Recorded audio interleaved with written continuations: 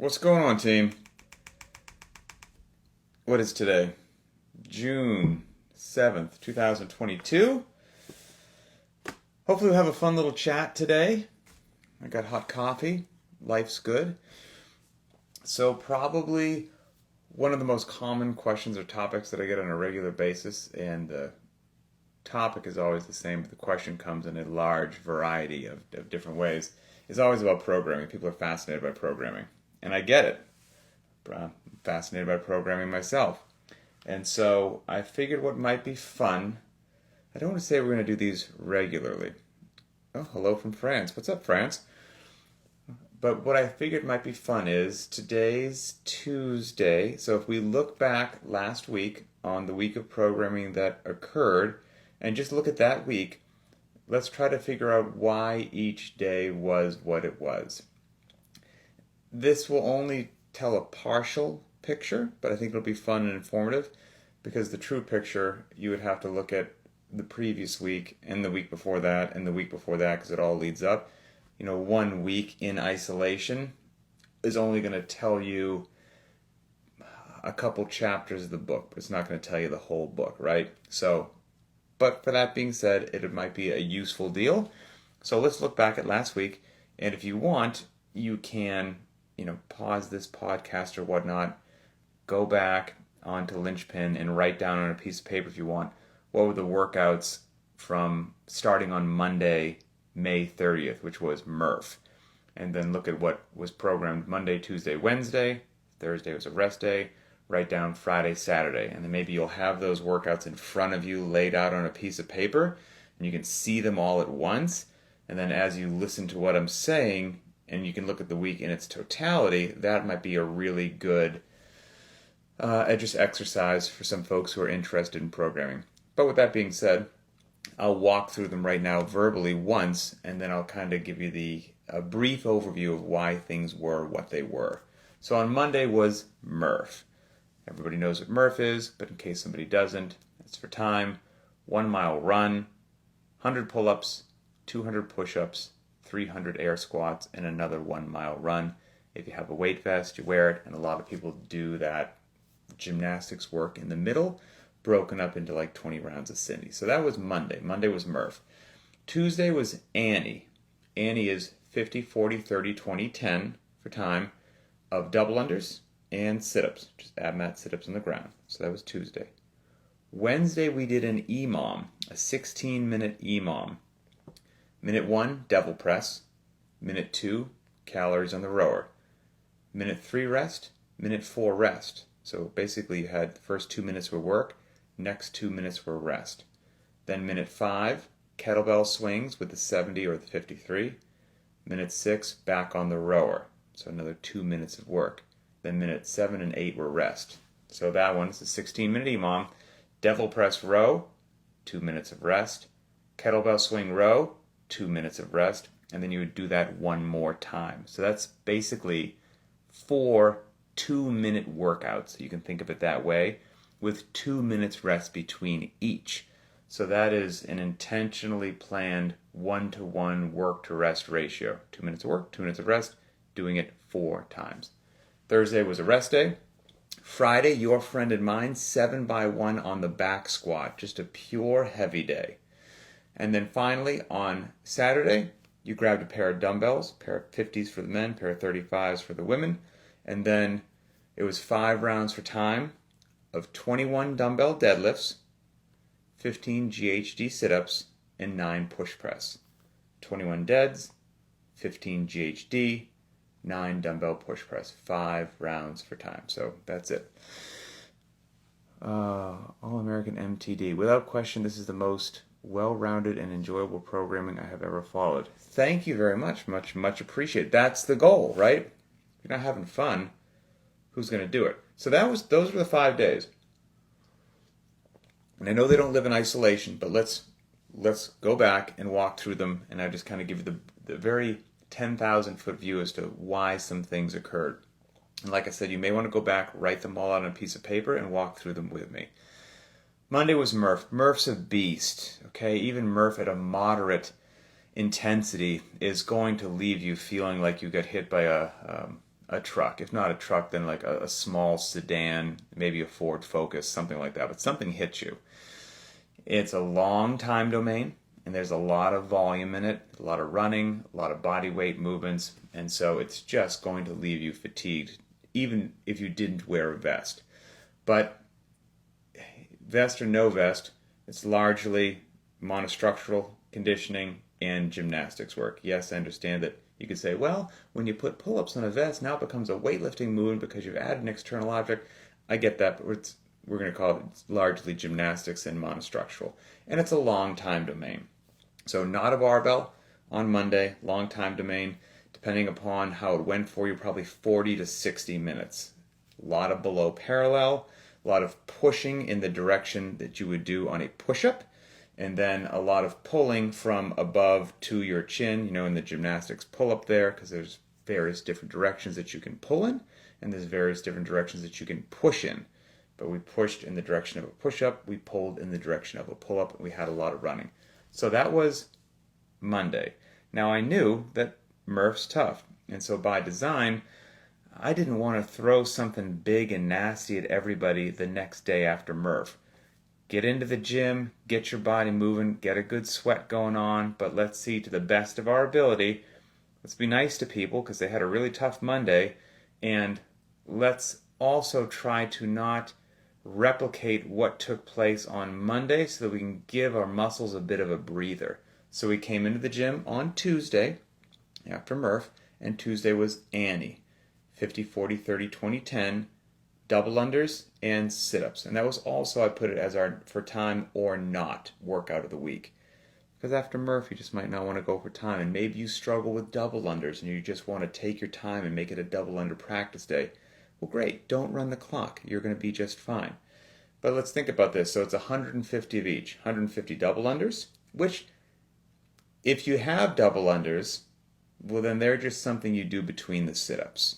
They're taxing. They get you breathing, get a nice little burn in the calves, the forearms, the shoulders, things like that. Get that. But they don't beat you down. Double unders don't necessarily beat you down. So that was a nice movement choice based upon how taxing Murph was the day before. And double unders aren't below parallel. They're not pushing off the ground in a push-up style, and they're not pulling from overhead like you would on a pull-up. And so that was a nice thing just to give you a bit of a reprieve.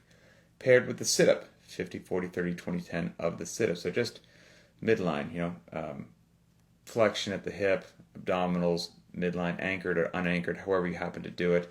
Yes, you use your midline doing everything. You use your midline doing push-ups, running, air squats, deadlifts. So there's never a day that we don't use our midline. But this was a very specific midline, and a lot of those times we're trying to keep our midline from flexing. We're very intentionally trying to keep our midline in rigid extension, and so this is a bit different where we're intentionally flexing in the midline. And so these two movements were a nice departure from what happened on Monday with Murph, and the time domain was wildly different, right? So movements were different, time domain was different. Monday, Murph, 40 to 60 minutes, depending upon how it went for you. Tuesday, totally different, depending upon how you do with Annie and how you go with your double unders. 7 to 12 minutes, let's just say it's somewhere around there. So a really nice change, intentionally programmed to make sense because of what we did the day before. So now, hopefully we're feeling somewhat good. Now don't get me wrong, your abs will be a bit spicy from doing 150 of those things. But hopefully it gave you another nice night of sleep, another nice day of nutrition, another nice day of, rolling out your body, doing some stretching and feeling good. And now you roll back in on Wednesday. We work out Monday, Tuesday, Wednesday, we take Thursday off. So this is our last day of training before a rest day. So it's nice to know you've got a rest day coming up. This was the day of the 16-minute EMOM. Remember, minute of devil press, and that would be with a pair of 35-pound dumbbells for men, pair of 25s for women. Minute of rowing, then 2 minutes rest. Minute of kettlebell swings, minute of rowing, 2 minutes of rest. And so you'd go through that, twice each. So 4 2-minute workouts, 2 minutes rest between each. If we think about the devil press, we are pulling. Now there's a burpee in there, which is without question similar to what we had going on Monday, with some air squats. It's not exactly a squat depending upon how you jump into the position from which you'll pull the dumbbells off the ground. You're most certainly nowhere near as deep as you would be as an air squat. So there is still a bit of a reprieve based upon that. And we're taking those objects from the ground and then with some hip drive getting them up overhead, the dumbbells on the devil press. Well, we didn't pull from the ground and get an object overhead on Monday, nor did we pull from the ground and get an object overhead on Tuesday. So that was a nice intentional choice of a fantastic movement that's going to get you beautifully fit, but again, giving you still a bit of a reprieve from what happened with Murph on Monday. And then you hop on the rower, and it's kind of a shooter's choice, right? If you row moderately for 1 minute, it's a moderate experience. So this EMOM was also kind of a choose your own adventure, which I said in the daily video that day as well. Are you still feeling a little sauced up from Murph on Monday? Great. Then use Wednesday's EMOM as just a moderate day to move and help flush everything out. No need to swing for the fences. No need to set a world record. No need to row like the devil was chasing you. You just row moderately.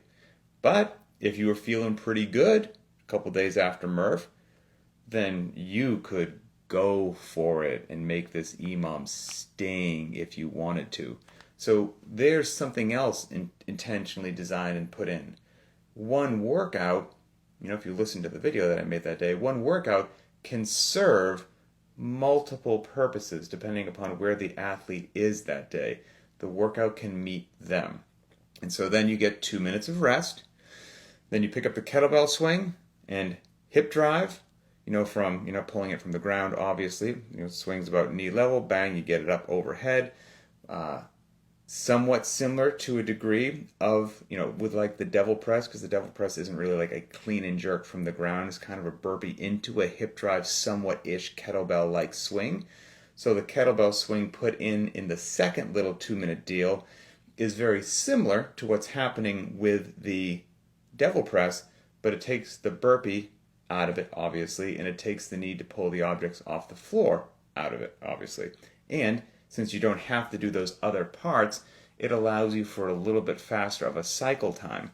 But if you think about it, what does a pair of 35-pound dumbbells come out to? 70 pounds. What are we swinging in the later half of that EMOM for the kettlebell swings? 70 pounds. So that's intentional right there. Very similar loading on a really similar pattern, but just with a little bit of differences. Go ahead and set that thing down, and then you hop on the rower one more time, and again, it's shooter's choice. Moderate or high, it'll deliver the goods based upon what you need. And so you executed that 16-minute EMOM, which was really just a hidden way to do 4 2-minute workouts. So that's the first 3 days of training. Next day is a rest day, right? So we worked out Monday, Tuesday, Wednesday. If we look at what happened Monday, no loading, maybe you had a vest on, right? Largely monostructural and gymnastics, 40 to 60-minute time domain. Tuesday, let's be nice to everybody. Let's switch it up. Annie, sit-ups, double unders, no loading on the body whatsoever, depending upon how those movements are for you, 7 to 12-minute time domain. Now we go to Wednesday. We've got a 70-pound loading for the men,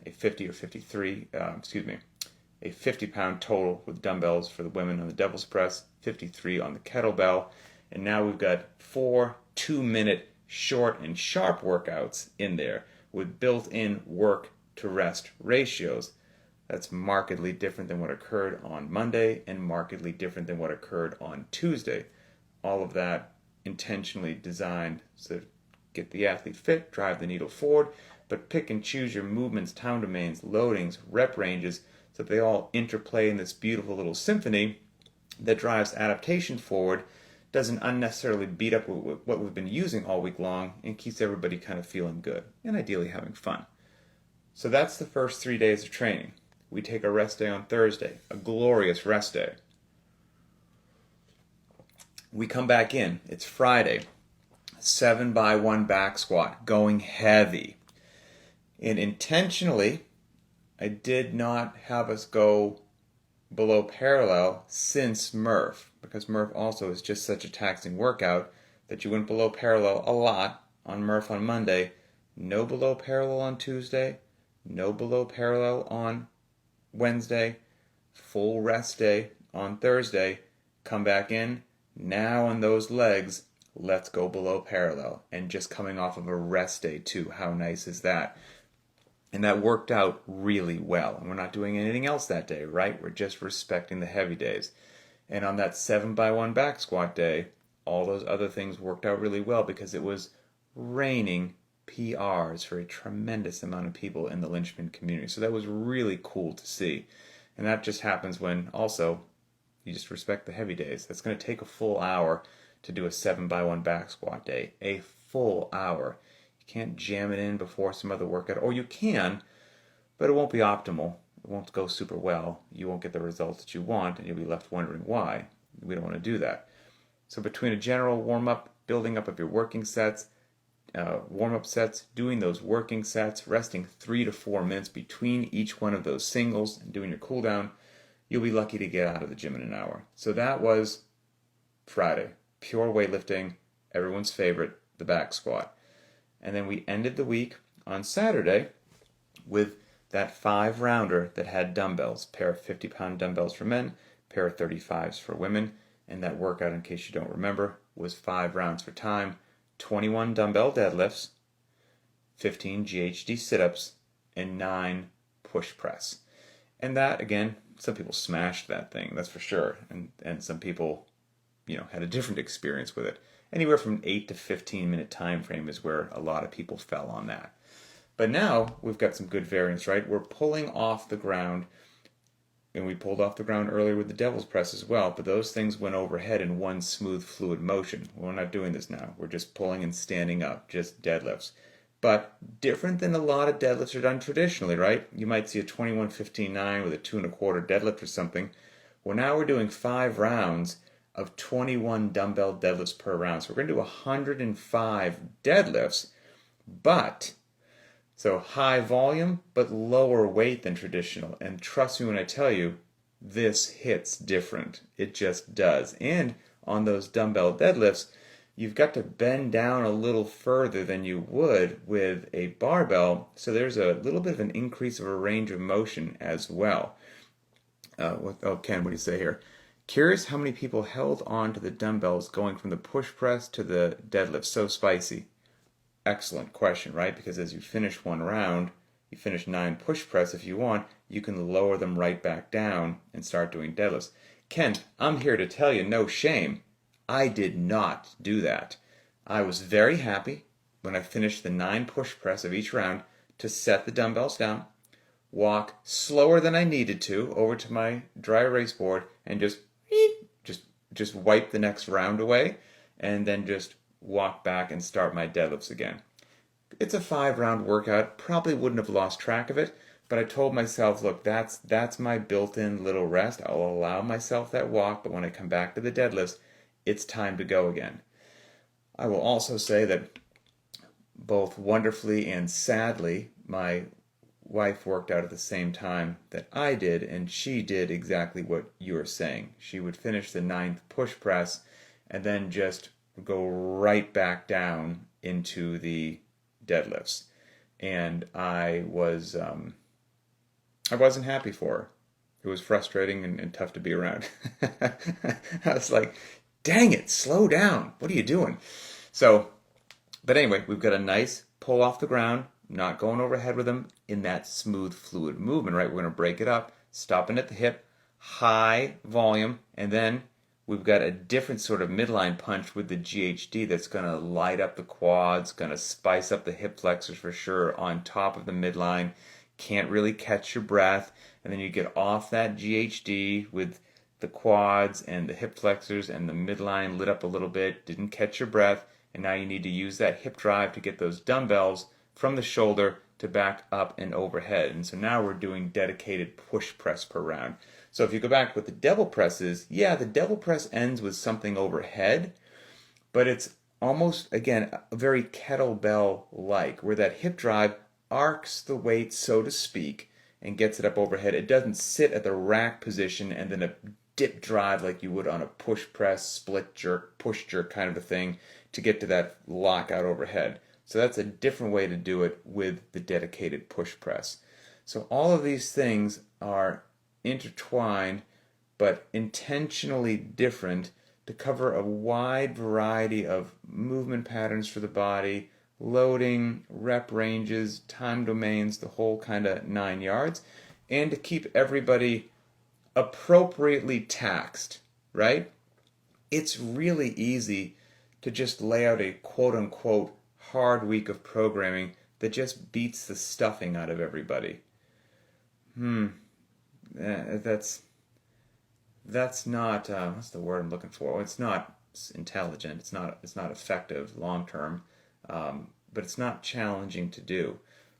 Putting things together intentionally by design and thinking about what the interplay between each one's going to be, not just that day, but the day before, the week before, the 2 weeks before, and then what's coming up in the future, so that athlete can just be appropriately challenged, get fitter, get faster, get stronger, but not so beat up that they walk into the gym under-recovered, too tired, they can't bring any intensity. But then also having days that you modulate that intensity as well, right? Because while intensity drives the results forward, you just can't bring 100% every day. That's not sustainable either, so that needs to be modulated. So all of those things working together kind of beautifully, that in my mind anyway, is that's what the goal is. So that's just a quick little snapshot of 1 week. Like I said, we could have looked back the previous 2 or 3 weeks, and that also would give you clues as to why the 5 workouts in the week we discussed were the 5 workouts we discussed, and the loadings were what they were, and the movement patterns were what they were. It also had to do with what happened the 1, 2, and 3 weeks before that, so if you want to geek out a little bit there as well. So that's it. Like I said, I think the best thing to do would be to scratch those things on a piece of paper, and then while looking at them and looking backwards, listen to this again or watch this again, and then you can kind of see what I'm talking about there. So that's it. Thanks to everybody for being awesome. Treat each other well. That would be great. And we'll talk later.